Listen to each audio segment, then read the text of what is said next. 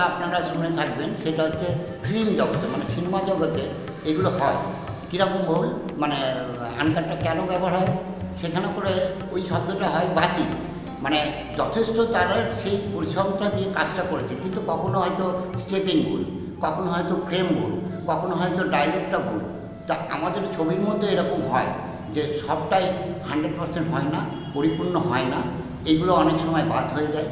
তাই তাদের জীবন থেকে সেই ছবি আঁকাটা হয়তো অব্যাহত রেখেছিল কি না আমার দ্বারা হবে না বা পারবো না হয়তো, তাই তারা আমার কাছে আনকাট, এবং তারা কখনোই সেই সুযোগটা পায়নি, আর সেই জায়গা থেকে আনকাটটা নাম দেওয়া।